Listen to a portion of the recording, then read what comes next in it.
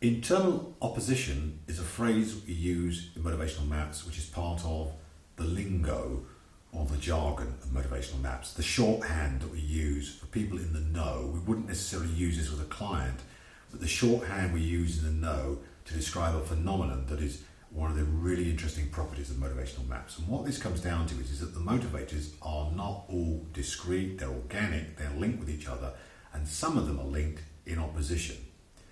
So, for example, and I think giving an example is the best way of doing this, I myself dealt with a finance manager once who had as their number one and number two motivators, defender and creator.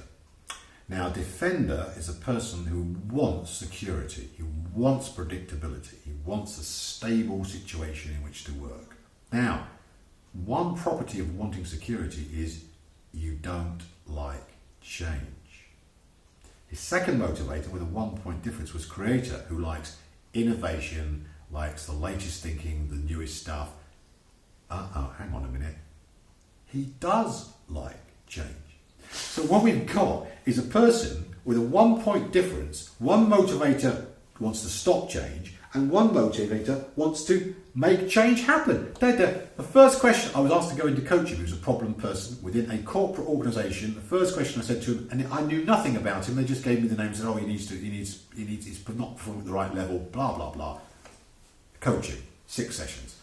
First question I said to him before I even started a coaching question was, can I just ask you a quick question before we start? You've done the map. He said, yeah. I said, just looking at this map, I said, do you have problems making decisions? He said, who have you been talking to? I said, I haven't been talking to anybody. I said, but when you're in a situation when you want change and you don't want change, I said, then you actually enter the world of paralysis. You become undecided as to what you really want. You therefore have internal opposition of the motivators. There's quite a lot of these internal oppositions. That's just one example. Okay, now the coaching then. So the cure for this, there is, So what can you do about it? That's how he is. That's the motivator. So what do you do about it? So what you then have to do as a coach is work through what that means in practical terms. It took us about 6 sessions to work it out, but what it came down to was actually defining the area where the security would operate and defining the area where the creativity and innovation operate. And what that worked out to being was so that he wanted security above him in the hierarchy. He wanted his bosses to give him clear instructions, clear orders, a really solid base from which he could do his work. And then operationally, he wanted to innovate. And so he came to a point where he could see where he could meet one motivator there and be clear about it, and meet the other motivator there and be clear about that. And so instead of having this opposition and this general vague feeling he didn't know what he wanted, he knew what he wanted there and he knew what he wanted there. And that clarity propelled him forward. Now, defender creator is just one opposition, but there's loads of these little oppositions. So, for example, to give you another one, a great one that's really clear to understand would be when spirit and friend are 1 and 2. What does the spirit want? The spirit wants to be autonomous.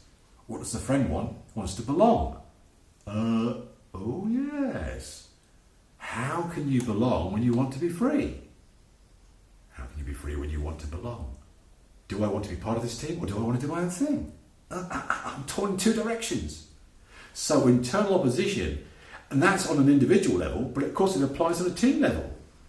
You get these people with dominant motivators going in one direction for freedom, but then in a group of people wanting to belong, you've got then a complete recipe for chaos and for disintegration. So that is a great opportunity, of course, for coaches and consultants to do their thing and resolve this. That's internal opposition.